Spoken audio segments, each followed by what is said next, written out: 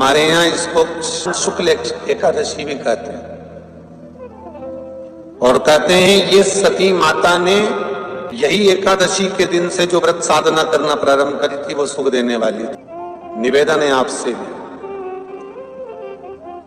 कोई कार्य अटक रहा है, तकलीफ आ रही है, दुख है, लक्ष्मी नहीं आ रही, परेशान हो, 108 बेलपत्र की, जो बेलपत्र होते हैं उसकी, इसको छेद तो करते नहीं है सुई से, बेलपत्र की डंडी को बांधते जाओ 108 बेलपत्र की माला बना लो, और माला बनाकर भगवान शंकर के गले में, शंकर के शिवलिंग को जो चढ़ा देता है उसकी मनोकामना भगवान शंकर पूरी कर देते हैं। अट्टा एकादशी 108 बेलपत्र की माला बनाकर शंकर भगवान को समर्पित करी जाती है। माता लक्ष्मी ने भगवान विष्णु को पाने के लिए तुलसी की माला बनाकर समर्पित करी थी, जैसे सती ने शिव को पाने के लिए, कामना को पूर्ण करने के लिए। शास्त्र कहता है घर के बुजुर्गों को, घर के बड़ों को, जेठ जेठानी हो, सास ससुर हो, घर में जो तुम्हारी उम्र से बड़ा हो, उसको आज पीला फूल या पीली चने की दाल या पीला वस्त्र, कुछ भी पीली सामग्री आज घर के बड़ों को देना चाहिए। क्यों देना चाहिए? तो शिव महापुराण की कथा कहती है कि जो शुक्ल पक्षी की एकादशी के दिन पीली वस्तु का दान दे देता है, घर के किसी ब्राह्मण को देने नहीं जाना, किसी मंदिर में देने नहीं जाना, आपके ही घर में, आपके ही घर के बड़ों को कोई भी पीली चीज का दान कर सकते। फूल हो, मिठाई हो, कोई अनाज हो, कोई वस्त्र हो, पीली वस्तु का दान दे दे। क्यों होगा? क्या होगा उससे? शिव महापुराण की कथा कहती है उससे जिंदगी में कभी बड़ी बीमारी प्रवेश नहीं करती। सनातन धर्म कहता है बट वृक्ष की पूजन करने वाला, बट वृक्ष के नीचे शिव की आराधना करने वाला, लोम समर्पित कर जल चढ़ाने वाले का जैसे कर्ज मुक्ति होती है, उसी तरह आंवले के वृक्ष के नीचे मात्र ताजा मिष्ठान दूध का बनाकर उस सामग्री को भगवान आंवले के वृक्ष के नीचे पूजन करने से लक्ष्मी और संपदा की वृद्धि होती है। जैसे शमी का पौधा, शमी का वृक्ष, शमी के वृक्ष के नीचे मात्र दूध और जल मिला हुआ जल, शमी के वृक्ष के नीचे मात्र ओघड़दानी अवधूतेश्वर महादेव के नाम से केवल हफ्ते में एक बार भी अगर दूध और जल का मिश्रण शमी के पौधे के नीचे कर दिया जाता है तो कहते हैं शरीर में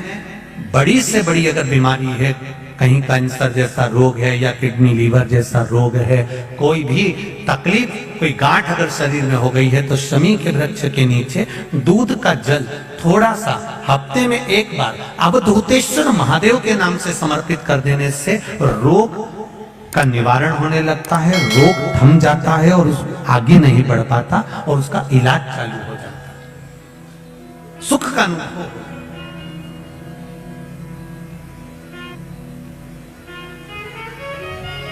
बस एक बात का स्मरण रहे, आप आंवले के वृक्ष के नीचे अगर कोई भोग लगाया गया है पा सकते हैं, पीपल के वृक्ष के नीचे कोई भोग लगाया है पा सकते हैं, बट वृक्ष के नीचे कोई भोग लगाया गया है पा सकते हैं। जिस वृक्ष के नीचे भोग लगाओगे पालोगे, पर शमी वृक्ष के नीचे का जो भोग लगाया गया है वो नहीं पाया जाता। शमी वृक्ष का जो प्रसाद है वो आपको वहीं छोड़ना पड़ता है। शमी वृक्ष का प्रसाद वहीं छोड़। साथ की शिवरात्रि आ रही है, छोड़ना मती, बेलपत्री का पत्ता जल में डालकर भले पत्ते को निकाल देना, और वो जल, जो रोग है, जो बीमारी है, संपदा नहीं आ रही हो, दुकान नहीं चल रही हो, व्यापार नहीं चल रहा हो, बच्चे चिड़चिड़े हो गए हो, क्रोध पड़ रहा हो, तो भी बाबा पर घर के प्रत्येक व्यक्ति एक लोटा जल जरूर चढ़ा के आना, शिव को नमन कर कर आना। ये मौका नहीं मिलता, चढ़ाओ।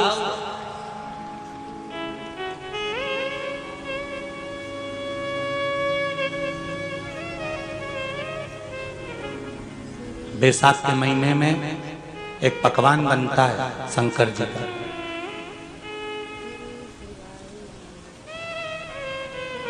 शिव जी के हाथ में त्रिशूल है, शिव जी के 3 नेत्र हैं। बेलपत्री में भी 3, बोलते जाओ, पत्ती है। बैसाख के महीने में जो शंकर भगवान को प्रसाद का भोग लगता है उसमें भी 3 ही चीज मिलती है। सत्तू,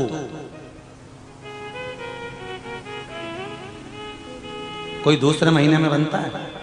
जम के तो बोलो नहीं। कब बनता है? यही बैसाख के महीने में। चने की दाल, गेहूं और जौ, इन तीनों को गलाकर सेक कर जो सत्तू तैयार होता है, इसी बैसाख के महीने में परशुराम जयंती के दिन या अमावस्या के दिन या पूर्णिमा के दिन शंकर भगवान को समर्पित होता है और भगवान विष्णु को समर्पित होता है। दुनिया के लोग कहते क्या होता है सत्तू से? सास अपनी बहू से कहती है बेटा सत्तू बना ले, थोड़ा सा सत्तू बाजार से ले आना, 10 रुपए का खरीद कर ले आना। आज सत्तू, आज अपन पूजन करेंगे सत्तू की, अक्षय तृतीया है, थोड़ा सा पूज देंगे, थोड़ा सा भगवान को भोग लगा देंगे, सत्तू का लड्डू बना लेंगे। बोलो री जी, सही है कि गलत है? बाजार में भी सत्तू मिलता है तो बच्चे कहते हैं, बहुएं कहती हैं कौन खाएगा, काय को ला रहे हो, सत्तू का क्या काम है? और शिव महापुराण की कथा कहती है, स्कंद पुराण की कथा कहती है, जिस समय पर बैसाख के महीने की सुंदर अमावस्या का दिन था, उस दिन माता पार्वती शंकर भगवान के लिए जब पकवान बनाने के लिए बैठी, कुछ नहीं मिला, तब माता पार्वती ने 3 अनाज को लिया, एक चना, दूसरा गेहूं और तीसरा जो इन तीनों को भींग रहे थे उसको लेकर आए गंगा जी में से, उसको सेक कर माता ने अंगीठी पर और उसका जो सत्तू बनाकर शिव को दिया। शंकर भगवान ने कह दिया, सुन पार्वती, ये सत्तू नहीं, ये मेरी औषधि है। बैसाख के महीने में जो खाएगा वो जिंदगी भर रोएगा नहीं, शरीर से स्वस्थ हो। अब उसको बैसाख के महीने में पियो बेल। बेल मतलब समझ गए? बेल का रस। बैसाख के महीने में पियो बेल और शरीर को रखो ऑलिव बेल। पियो।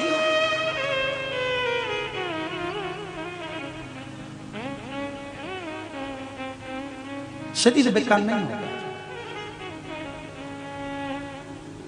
शरीर बेकार नहीं हो सकता। अब शिव आराधना तो करो। हाँ, जिंदगी की मोड़ पर शंकर परीक्षा बहुत लेते हैं। चलो आ जाओ गरुड़ पुराण में। मरने का 47वां दिन, जब मरेंगे तब गरुड़ पुराण बचेगी, पहले ही सुन लो। और जिसके पास में गरुड़ पुराण नहीं हो तो पंडित जी से मंगवा कर फिर पढ़ के देख लेना। मरने के 47वें दिन, 47 डेज, 47वें दिन किस चीज का दान तुम्हारे सामने आता है? मरने के 47वें दिन। 10 दिन तक तो जीवात्मा घर की अटारी करती, मरने के बाद 12वें के दिन चली जाती है। उसके बाद में जब 47वां दिन आता है तो 47वें दिन जीवात्मा को क्या दान करा जाता है? व्यक्ति ने क्या पुण्य करा होता है कि उसको नरक नहीं भोगना पड़ता, बेतरणी नहीं भोगना पड़ती, वो सीधे बेतरणी से पार उतर जाता है। वो किस चीज का दान है? तो कहा शिव महापुराण में, गरुड़ पुराण में, कि वो सत्तू का दान है जो बैसाख महीने में करा जाता है। सत्तू का दान 3 चीजों से मिलकर बनता है। जौ, बोलते जाओ जल्दी, गेहूं, चना, ये 3 चीज से मिलकर बनता है। इसमें जो बारीक बारीक कण होते हैं, जितने जितने 3 चीज के मिले हुए बारीक बारीक कण होते हैं, ये जब दान किया जाता है सत्तू का, तब ये बेतरणी तरने के लिए 47वें दिन इस जीवात्मा ने अगर सत्तू का दान करा होता है या सत्तू का सेवन बैसाख के महीने में करा होता है तो उसको बेतरणी नहीं भोगना पड़ती, डायरेक्ट सीधे रतलाम उज्जैन से डायरेक्ट।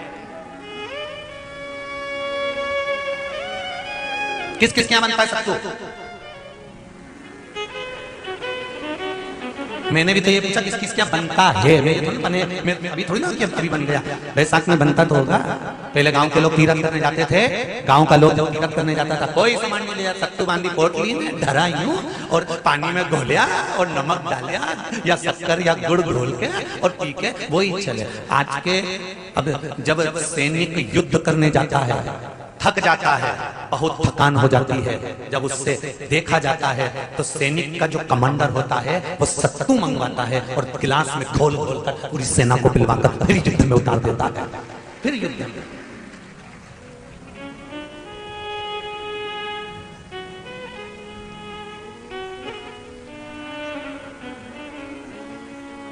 साधारण नहीं है महाराज। सत्तू में जितने बारीक बारीक कण होते हैं, जितने बारीक बारीक कण, अब तुम्हें काम करना, अभी जब फ्री रहो तो कागज पे रख के सत्तू का एक कण गिनना, 1 2 3 बारीक बारीक गिनते रहना जरा। तो तुम्हारा क्या जाए गिनने में? भगवान कृष्ण के हाथ में पट्टी बंधी थी तो उनने भी तो रुक्मणी को गिनने को दिया था, जरा गिन तो जरा इसमें कितने धागे हैं। रुक्मणी जी ने कहा इसमें 9,999 धागे हैं। भगवान ने कहा बस यही 9,999 मुझे द्रौपदी को वापस लौटाना है। गिनती लगा लो, अभी अभी लगा लो। ऊपर तो भगवान गिन के बता ही देगा कि तुमने जो सत्तू दान करा था, तुमने जो सत्तू खाया था, तुमने जो सत्तू भगवान को दिया था, सत्तू का लड्डू बनाकर तुमने बैसाख महीने में भगवान की जो पूजन करी थी, तो अमावस्या के दिन, पूर्णिमा के दिन या अक्षय तृतीया के दिन तुमने जो सत्तू दिया था, भगवान तो गिनती बता देगा कि उस सत्तू में कितना कण था।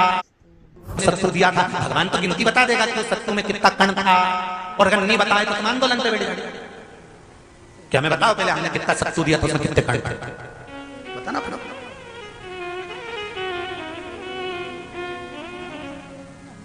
एक शिव की आराधना में चांगुना ने 1 लोटा जल भरा, उसमें थोड़ा सा चंदन डालकर बेलपत्री के वृक्ष के नीचे ले जाकर डाल देती, थोड़ा सा जल बचाकर शिव जी को डाल देती। शंकर भगवान ने एक दिन चांगुना के सामने मन में विचार प्रकट करा और पार्वती जी से कहा, पार्वती एक बात समझ में नहीं आती, आधा जल ये बेलपत्री को देती है, आधा जल मुझे देती है। जब आधा जल मुझे देती है तो मुझे बड़ा गुस्सा आता है, क्योंकि बद्धा जल कहां डोल के आती है।